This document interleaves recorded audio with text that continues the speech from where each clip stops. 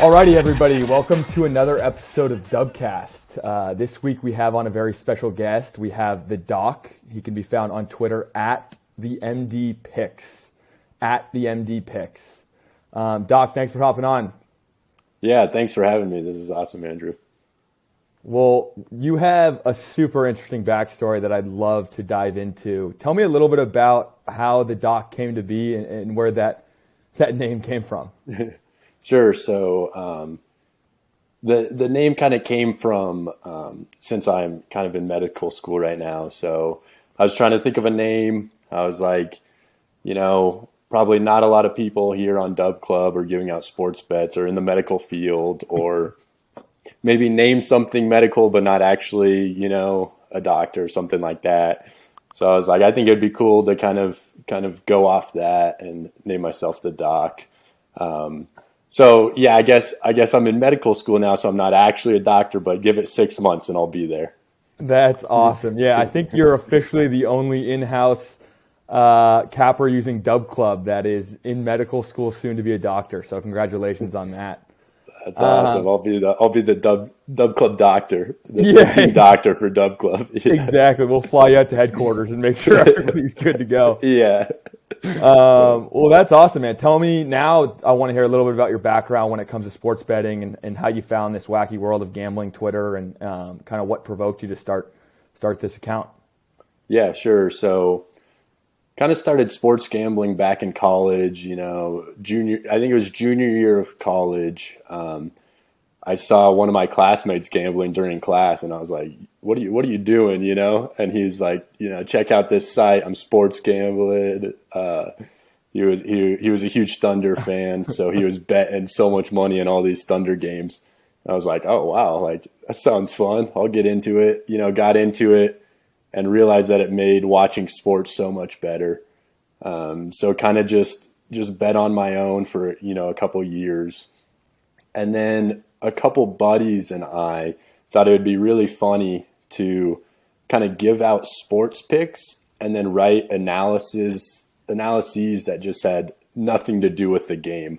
Like, someone posted on Twitter something about someone else. So we would write that up in the analysis and being like, because he said this, he's going to drop 30 points and that's why we're picking him to win. And so we started this kind of blog called Big Baller Bets. And we kind of just wrote about a couple games and said, here's our picks for the day because of this. That kind of fell through after like a month. No one really wanted to write up blogs anymore. So then I kept sports gambling. And then recently I was on Twitter, came across like gambling Twitter.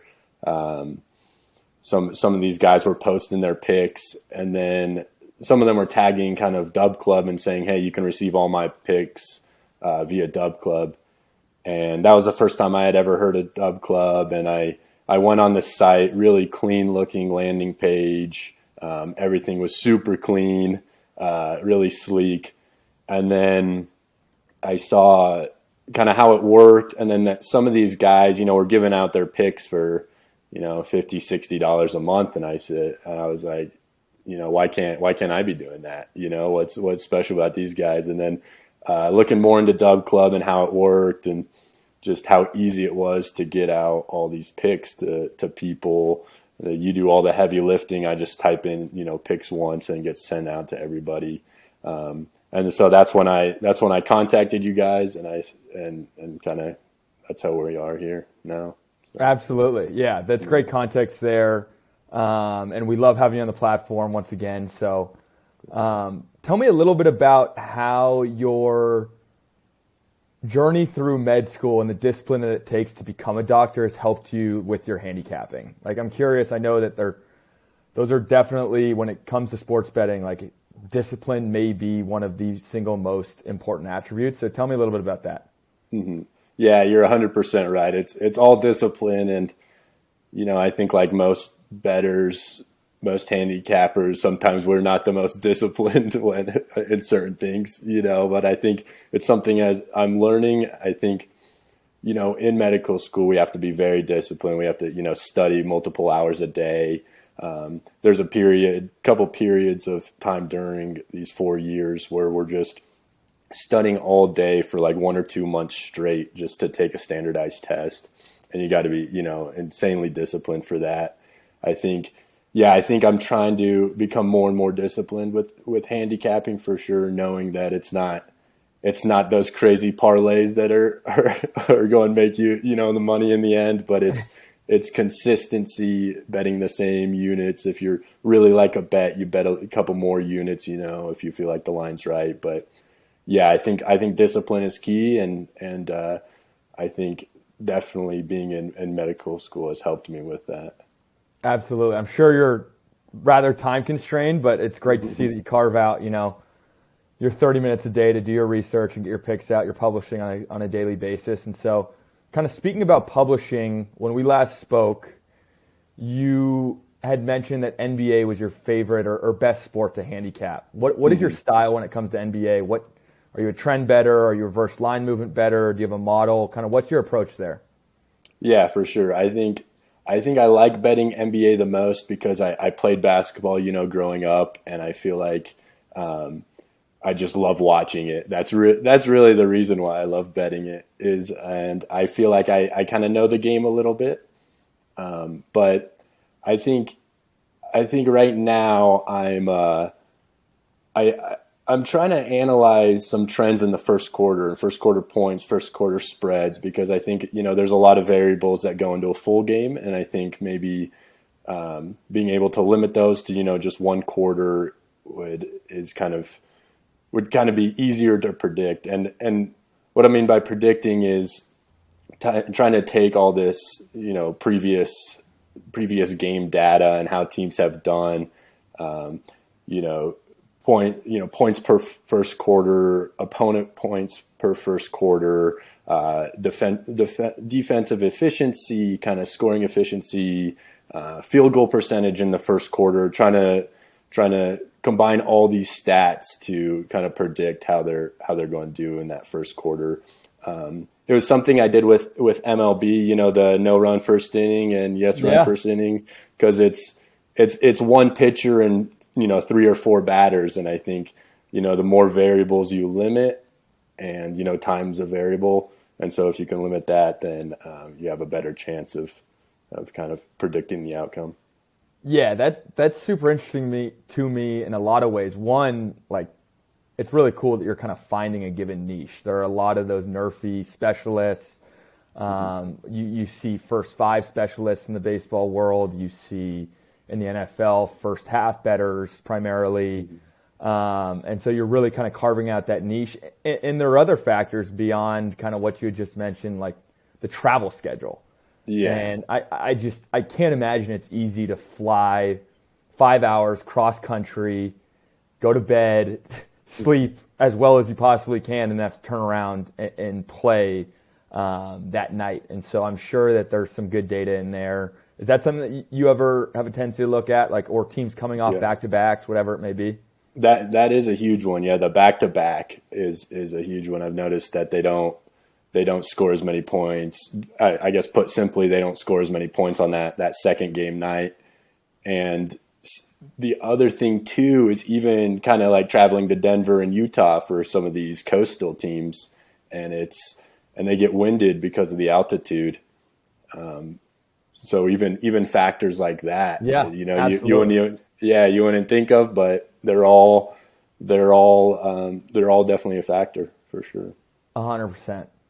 And I'm going to change gears here a little bit and circle back around to like the founding story of the doc. Had you followed handicappers in the past when you were writing that blog, for example, or when you first got going, or was this something that you were just doing primarily on your own?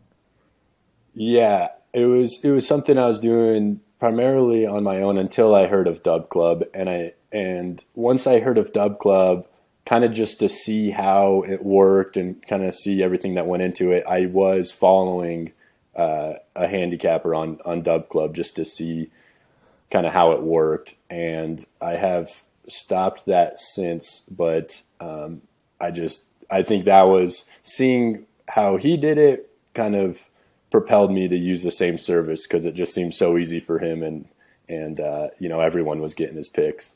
So Absolutely. That's super interesting. And you being as talented of a handicapper as you are, you don't need to be really following anybody, but that's good that you were learning from somebody else and kind of learning the rules of the road.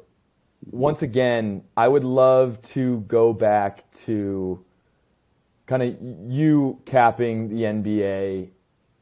Is there a particular night that you remember historically, whether it be this season or this year? I know we're so early into the year, but like a great cash that comes to mind or a bad beat, either of the two?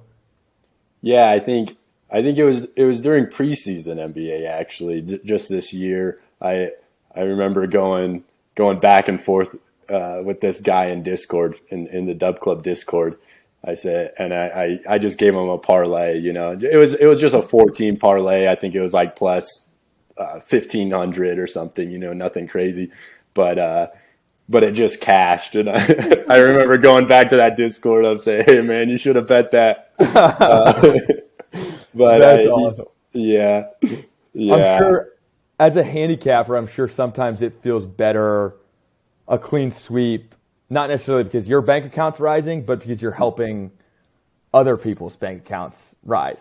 And that's got to be kind of one of the most intriguing parts of being a handicapper, other than paying off your med school student loans or whatever it may be.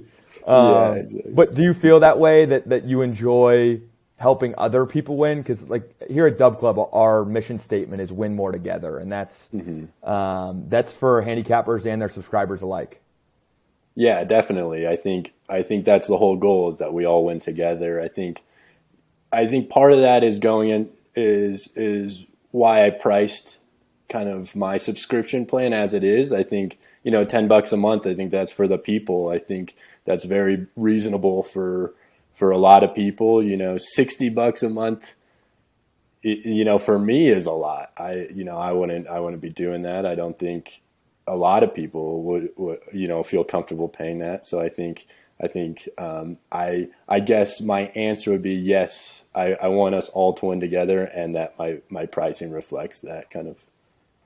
Yeah, 100%. That's one of the most reasonable price points on our site, and I think that speaks to what you're looking to do on the platform, and that's help out your subscribers, and you've done a great job kind of doing that so far this year. Are there any metrics that you'd like to share with the fans so far in this NBA season? Are there any historical performance metrics that you want to throw out there? Any trends when it comes to your style of handicapping? Yeah. I mean, we did really well in the MLB season, and I think if you want to see the NBA season, come subscribe, and we'll win together. Love that, Doc. Thank you so much for coming on. Super interesting episode. Having with your background, not only in the sports betting world but in the medical field, it makes for a super interesting story. So thanks for coming on to share. Everybody go give the Doc a follow at TheMDpicks on Twitter and subscribe to his Dub Club. Awesome. Thank you, Andrew. Thank you for having me.